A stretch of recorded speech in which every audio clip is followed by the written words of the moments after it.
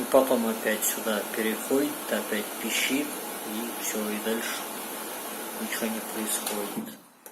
Или можно вот так вот сделать.